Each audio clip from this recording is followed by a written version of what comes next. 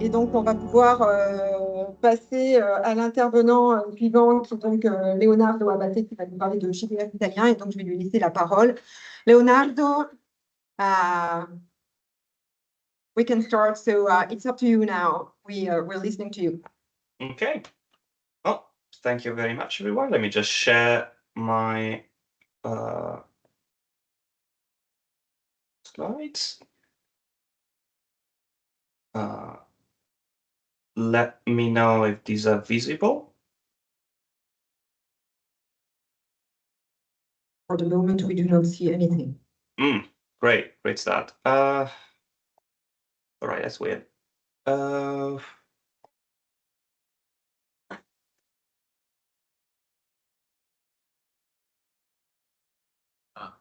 we go. Yep. Okay. All right. Thank you, everyone, for being here. My thanks to the Université Sorbonne Paris Nord and La Rochelle for hosting and organizing this conference, and to my supervisor, Jonathan Lessard, for all the support that he has given me in these years. My name is Leonardo Abate, and I'm an independent PhD student at Concordia University, researching the history of Italian tabletop role-playing games. And I'm here to talk about the very beginnings of role-playing games in the peninsula.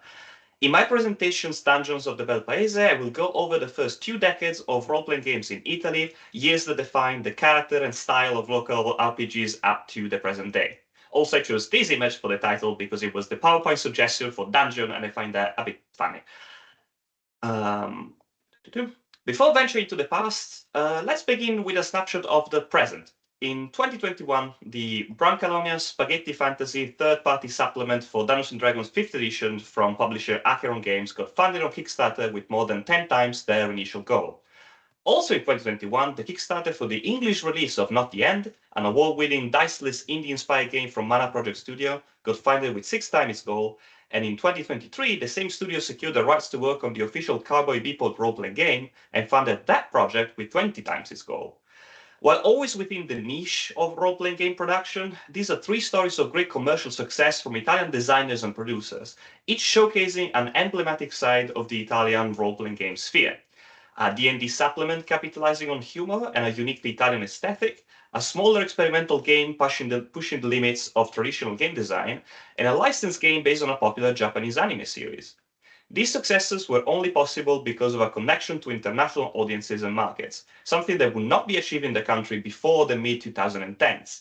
And yet, we can find traces of these same styles and interests from the very beginning of Italian role-playing game production, way before commercial success was even thought to be a possibility in the field. So, how did we get here?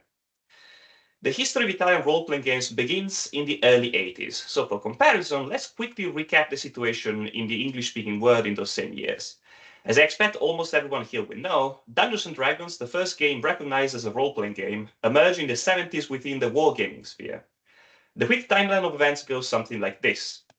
Between 70 and 71, Gary Gygax and Jeff Perrin developed the medieval miniature wargame Chainmail, which contains a fantasy supplement as an appendix. Dave Arneson is inspired by the system and utilizes it between 71 and 72 in his notorious Blackmoor campaign, where influential concepts are introduced, like experience points and the use of individual characters rather than armies. This in turn inspires Gygax, which recruits Arneson to develop and publish the first edition of Dungeons & Dragons in 1974, finding the publishing company TSR in the process. Within the fantasy and wargaming hobby circle, the novelty of Dungeons & Dragons immediately begins to spread. The title of second ever role-playing games goes to Empire of the Petal Throne in 1974, which would be republished more professionally by TSR in 75. With the dam now broken, imitators and competitors would soon emerge. The earliest example of the latter also comes in 75 with Tunnels and Trolls, made as an explicit critique and improvement over Dungeons & Dragons' most idiosyncratic features, such as its use of weird dice. Chaosium's RuneQuest, released in 78, would instead be one of the most influential of the many fantasy imitators that would spread by the end of the 70s, on top of incidentally creating the bones for the more renowned Call of Cthulhu system. Also, by the end of the 70s, the hobby had expanded beyond the confines of the fantasy genre, for example with Traveller, the most popular sci-fi role-playing game up to the early 90s, where it would be dethroned by Cyberpunk 2020. When the 80s rolled around, the American role-playing game market was lush with variety and experimentation. The fantasy genre was still dominated by Advanced Dungeons & Dragons, released in 77, and distinct from the original D&D line, which, if you don't know the details, is a long and convoluted story in its own right. And Traveller was still king within sci-fi. Call of Cthulhu, released in 81, was the first successful horror role-playing game, building on top of the popular Lovecraft horror stories, and all kinds of other fiction genres were represented in their own niche. Top Secret in 1980 tackled the spy genre, Champions in 1981 became the new standard for superhero games, and in the late 80s, Japanese properties started to find their own space, such as 1986 Robotech, based on the Macross anime license. This was the environment when role-playing games first began to spread on the shores of Italy, but as we'll soon see, the situation across the pond was wildly different. As a last point of note, before I properly delve into the topic at hand, I want to quickly talk about the methodology I employed in my research. Finding information on the early years of Italian role-playing games is not easy, as documentation is scarce at best and the spread of the hobby was mostly relegated to word of mouth. As such, I had to employ multiple avenues of investigation. Where possible, I used as basis pre-existing literature, most of which are unavailable in languages other than Italian, such as Ghilardi and Salerno's Giochi di Ruolo, which attempts to introduce role-playing games to an inexperienced Italian audience, and Sacco's Mondi Eroici, which was invaluable in its cataloging of every role-playing game released in the country until 2010. Official magazines and fanzines, the ones that I could access at least, were also an invaluable source of information on the interests and attitudes of the time, but the bulk of my sources took the form of interviews with designers and academics that lived through those early years and were able to provide first-hand accounts on how the hobby began and spread, including key events that have been otherwise lost to history. I am very grateful for their time and for the invaluable insight they provided. So, without further ado, let's get into the thick of it. The early 80s in Italy saw a rise in popularity in many hobby spheres, which slowly began to trickle into the mainstream. In 1980, the immensely popular Per Gioco magazine began its release, it being dedicated to smart game for adults, which covered everything from chess to war games, from Rubik cubes to poker. It will host a dedicated role-playing game section from 1982 onwards, but that's getting a bit ahead for now. In 1981, the first board game store in the country, I Giochi dei Grandi, opened in Verona, and in subsequent years would become one of the main publishers of local games. It was clear that times were changing fast, and a couple of releases even heralded the upcoming advent of role-playing games. The games Seven Legio and Magicon in 82 and 83 respectively were competitive board games clearly inspired by foreign role-playing games and acted for many as a gateway to the innovative new medium. As for role-playing games in their own right, it would be a little while longer before the notoriously cautious and traditionalist Italian publishing world would really get on board with the novelty. The first ever mention of role-playing games in the country was in the game-focused booklet A Che Gioco si gioca, published by the local newspaper L'Espresso in 1978, which references them as a frivolous step back from historical war games, which are instead praised for their historical accuracy and cultural relevance. But while big publishing houses were failing to acknowledge the new trend that was sweeping the USA, hobbyist enthusiasts which happened to speak English were carrying them over in an unofficial capacity. A figure of extreme note of the time was the late Agostino Carocci, considered in many ways the father of Italian role-playing games, which in 1980 in Rome funded the small publishing house Fantasy MAM together with Massimo Sensacqua and Massimo Longo, and published the first Italian fanzine La Voce del Drago, practically impossible to find copies of nowadays. Through Fantasy MAM, Carocci starts to spread an apocryphal edition of the original Dungeons & Dragons, informally known as Synopsis, which aims to avoid copyright infringement by presenting it as a simple synopsis of the rules. This would be the first exposure to role-playing games for many Italian hobby enthusiasts, and would be followed by many such unofficial posts of the game and even supplements, such as Angiolino's and Alleghi's Blue Book, the only one of these early publications which I could find an image of, containing new original monsters and character classes. Finally, in 1984, we see the two first official releases of role-playing games. Surprisingly enough, both are original games. The order is somewhat disputed, but generally speaking, I Signori del Caos is the one credited as being the very first Italian role-playing games, with Carocci's original work Catacumbas following shortly afterwards. Both could aptly be described with Ron Edwards' terms of fantasy heartbreakers, being very clearly derivative of Dungeons and Dragons, yet with substantial differences between them. I Signori del Caos was a pretty straightforward sword and sorcery dungeon crawler, if with some unique spins on the formula, such as having a definite end state, each character having the goal of maxing out their stats and ascending to godhood. Conversely, while in no way notable for its mechanics, Catacumbas presented a highly original setting inspired by Italian folklore and an overtly comedic tone, pocket fun and the self-seriousness of American fantasy literature. Of the two, the latter would prove the most influential in the long term, capitalizing on uniquely Italian trappings rather than simply emulating the foreign style. And then, finally, in 1985, the first official translation of Dungeons & Dragons first edition is released in the country by the Editori Giochi publishing house. Remembered fondly as La Scatola Rossa, or the Red Box, this would be a huge watershed moment for the local community and the beginning of the end for the extremely provincial and homemade character that the hobby had had for the past 5 years. An official translation and expansion of Dungeons & Dragons would be reduced considerably as official supplements and adventures enter the market, and slowly but surely, both local production and foreign imports would begin to ramp up. Still, the remainder of the 80s would not be very prolific. In the 5 years following the release of the Red Box, only 6 new games would see release in the country. In 1986, an Italian translation of the most popular fantasy game in Germany, whose original name I can't pronounce but translated in English to The Dark Eye, was released to modest local success.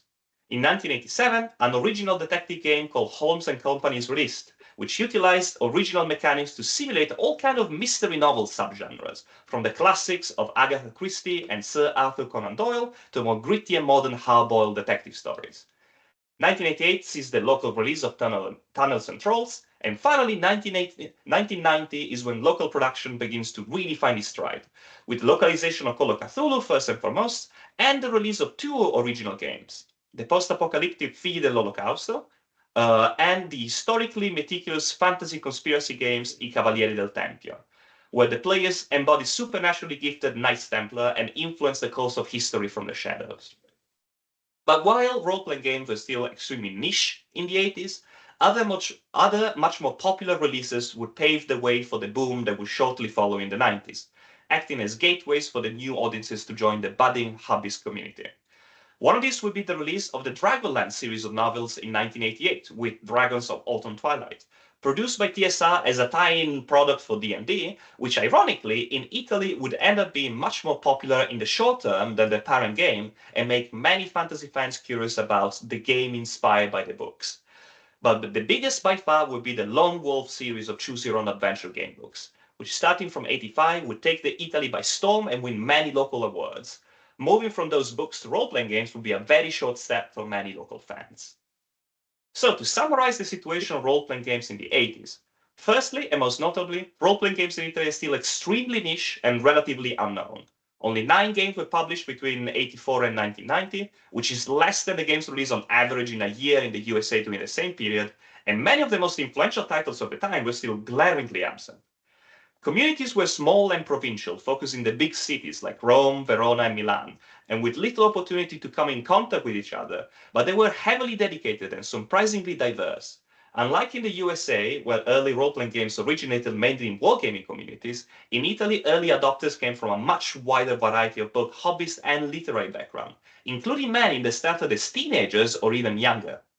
Lastly, while game production was scarce, local games were highly experimental. Only the first 2 followed the standard fantasy adventure format, while the other 3 focused on much less popular genres and mechanics for the time, and all of them were made without any thought of profitability, but mainly in an attempt to share and expand a hobby that had yet to fully take root in the country. The early 90s is when role-playing games start to really take off and enter the local mainstream, being supported both by fans and, finally, by publishers.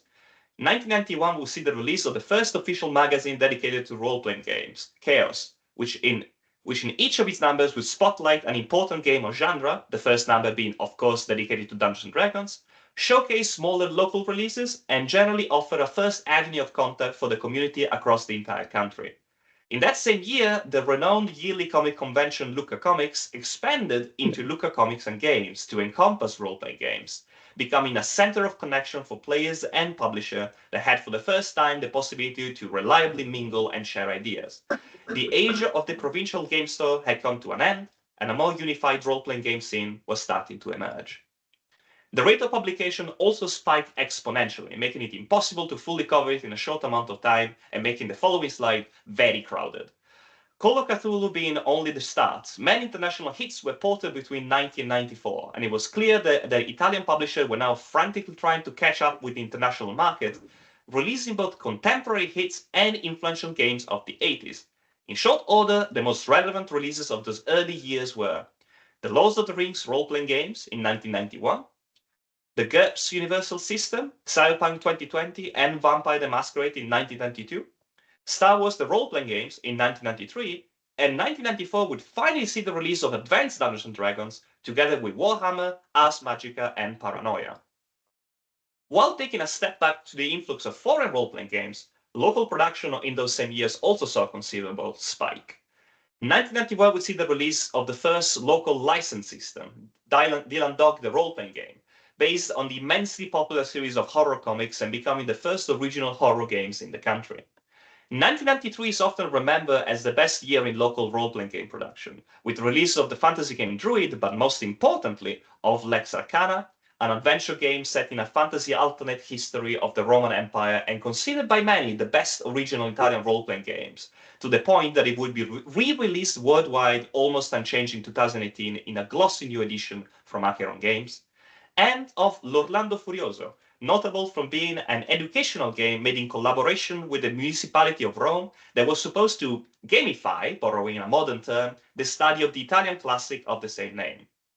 Lastly, in 1995, we see the release of Elish, a fantasy game set in an original Italian-inspired setting heavily reminiscent of Catacombas, and On Stage, a diceless theatrical improvisation game inspired by Amber diceless role-playing games, which would ironically never be released in the country. The mid to late 90s will also see a novelty in local role-playing games release, that of manga-inspired original role-playing games. Japanese anime had already found their popularity during the 70s and 80s as children's entertainment, but it was in the 90s that manga comics started to really spread and be understood as a genre fit also for teenagers and adults. Releases such as Akira and Hokuto no Ken in 1990, these last made by Ganata Press, which was also the publisher of the Chaos role-playing game magazine, and of Dragon Ball in 1995, were immensely popular and exploded alongside the rising relevance of role-playing games in the hobbyist mainstream. It is not surprising that original role-playing games overlapping these two interests would begin to emerge, from unofficial adaptation of popular series, such as the Hokuto no Ken role-playing game in 1995, and the Dragon Ball role-playing game in 1999, to games that attempted to capture the aesthetic of Japanese comics without being tied to a specific property, such as the hilariously titled official manga role-playing game in 2000, which had nothing official about it. This interest in Japanese pop media would continue far into the future, making Italy, together with France, one of the most prolific countries in the world when it comes to official and unofficial manga and anime-inspired role-playing games. But it is not a chance that most releases I've referenced so far occur before 1995, as every boom is usually followed by a bust. The late 90s in Italy were a rough time for role-playing games, for a variety of reasons. Firstly, just like in the rest of the world, the release of Magic the Gathering in 1994 began the start of a new boom, that of trading card games, that severely harms the sales of role-playing games in those same hobby spaces. Then, in 1996, Italy experienced its own small satanic panic, thanks to a short-lived media campaign spurred by the now disgraced lawyer Luciano Faraoni, which was capitalizing on the suicide of a teenager erroneously linked to role-playing games, not unlike what had happened in the USA in the early 1980s. But most crucially of all, local publishers were simply losing faith in the profitability of the medium, favoring more stable product lines such as board games, and not really supporting the international spread of local role-playing games in any way, which caused some of the biggest designers at the time, such as Magginetti of Lex Arcana fame, to temporarily switch careers towards something more profitable before later in their careers coming back to role-playing games. This all resulted in role-playing game production to go significantly down in the latter half of the decade, which concluded not with a bang, but with a whimper. So, what are the main takeaways of the situation in the 90s? First off, after the relative obscurity in the 80s, now role-playing games have become an integral part of the mainstream hobby scene. An entire new generation also approached them, brought over through a variety of ancillary means. Fantasy literature, game books, conventions, magazines, even educational programs run in school, universities, and libraries. The simultaneous spread of manga in the country would also heavily influence the same generation and inform local tastes and design sensibilities for years to come. Despite the growing mainstream popularity, local production of games remained heavily experimental and independent, which in the short term was to their commercial detriment, and would mean that many of them would never be translated or ported abroad. Lastly, despite the influx of popular Anglophone games, some big titles were still completely absent. Traveler will only see an Italian translation in 2009, while games like Champion and shockingly Robotech and similar mech-inspired games will never see a release in the country. This lacks what was present and what was absent would inform the taste and points of reference of local productions, making, for example, sci-fi games extremely rare in the country. But I don't want to end this talk on the lowest point of Italian production. The 90s bust was not an isolated case and followed international trends, and was the sign that after its first decade of relative isolation, Italy had now become interconnected with the larger role-playing game community, and for better or worse, would only grow more so in the years to come.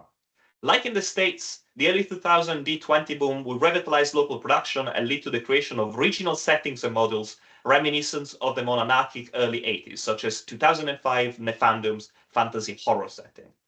The rise of the Forge and the indie movement would find fertile ground in the already experimental sentiments of local designers, and many of them would join the international internet-based movement. And on the note of internet, the spread of PDF would make self-publishing much more viable and allow designers to reach international audiences directly without having to rely on reticent local publishers. Some lament this development as the loss of the uniquely national and provincial character that the country's role-playing game scenes had maintained during those first 2 decades. Some celebrated them as a chance to finally be a part of the worldwide community that for so many years had only been imported. But in either case, the tale of these developments is a story for another time. Thank you very much. That concludes my presentation. I'd be happy to answer any questions you might have.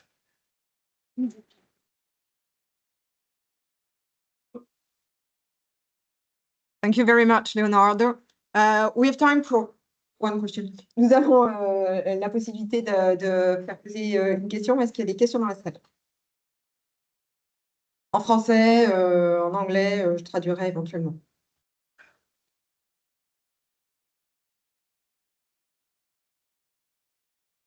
I have a question on the more on the practices nowadays in Italy. I'm wondering if there is a kind of emancipation from Dungeons and Dragons or not, like it is seen in many other countries where it still have a huge hegemony. Do you feel like in your modern day practices, the way the role-playing community were shaped made it possible for the new local scenes we call it scholars about with the PDFs and other forms? Are you still mainly focused on Dungeons and Dragons, or the other titles are still very popular? You managed to understand? The audio was a bit spotty. Could you summarize the question? Sorry. Yeah, what was said is do you think that in fact the majority of the players now are still influenced by Dungeons and Dragons, or does the new format with PDF and other forms of printing have managed in fact to come to the play and people play some other things now?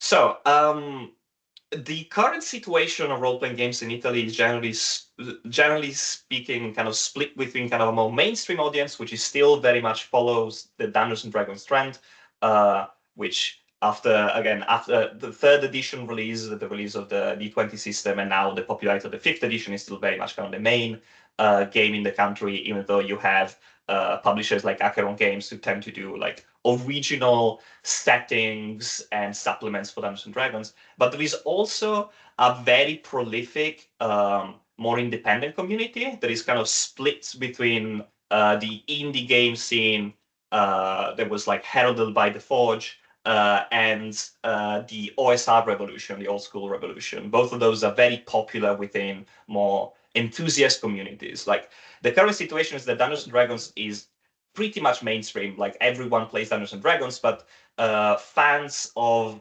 role-playing games specifically tend to diversify more, and you have companies like Fumble, GDR, that publish a lot of more independent and more experimental titles. So I'd say that while the spread of PDF, the internet-based things, did not like dethrone D&D as the main one, it still managed to create a lot of very prolific sub-communities that are becoming more and more relevant as time moves on, and even mainstream titles are starting to adopt more indie stylings and themes in their own design.